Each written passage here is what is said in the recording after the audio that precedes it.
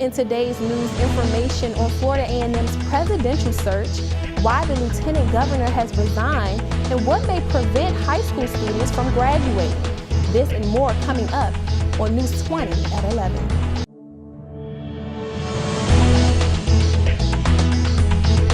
From the highest of 7 hills in Florida's capital city, covering every corner of the Big Bend, this is the award-winning News 20 at 5. Live. Good evening, I'm Shawnice Moores, and thanks for being with us tonight. Florida A&M will be without a president for longer than expected. After 8 months, Board of Trustee Chair Solomon Badger has decided to end the search for a new president. This comes just days before the board was to make a decision. FAMU was placed on a 12-month probationary status in December. Badger says the university must focus on getting off probation before any decision can be made. Lieutenant Governor Jennifer Carroll resigned Tuesday after being questioned about her connection to an allegedly corrupt veterans charity. 57 people involved were arrested with racketeering charges.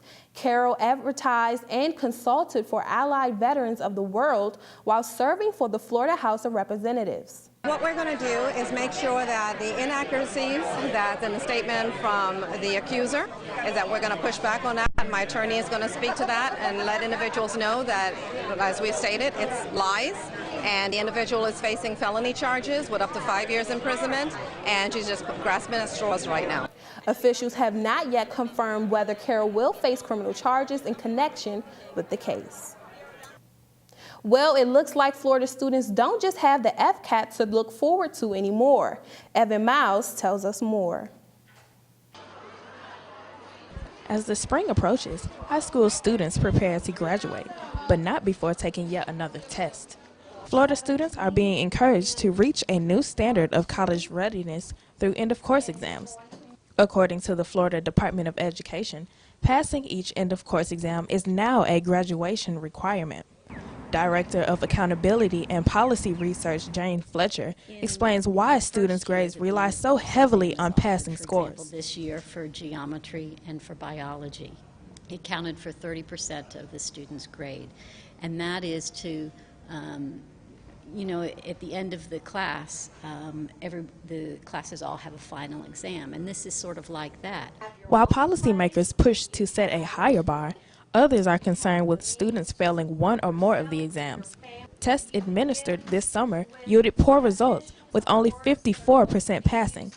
Godby High School junior Ajay Bhagwandan is less than excited about future exams. When I think of testing, I just think of memorization and actually learning material. So as soon as it's over, I forget everything. U.S. history and civics tests are slated to begin this spring and fall 2013. Florida high school students, like the ones here at Godby High, have a lot to get prepared for. While previous scores were below target, expectations for high school students remain high. For News 20 at 5, I'm Evan Miles. End-of-course exams are a part of the Florida Next Generation Sunshine Standards.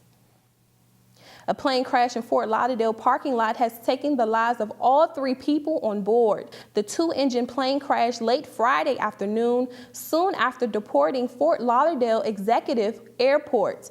The pilot attempted to turn the plane around, but failed. The plane hit a tree, a fence, then crashed into 7 vehicles and a boat. No one on the ground was injured. 6 dogs are now being treated under the care of animal control after being rescued from a dog fight. 5 suspects have been arrested for their involvement in a dog fighting ring. This weekend, police raided an Orlando house and busted the fight following an anonymous tip. The police entered the house and found 1 dead dog. The 6 dogs found alive reportedly had gashes and wounds. Despite having their cruise cut short, the Carnival Dream passengers are looking forward to their next trip. Passengers safely arrived at Orlando International Airport and say they had a wonderful time. Absolutely, they did a great job. We were making jokes, oh, this is the Carnival nightmare, but no, not at all, not at all. It was very, everybody's calm. Yeah, it could have been a lot worse. I don't think we had it as bad as the other ship.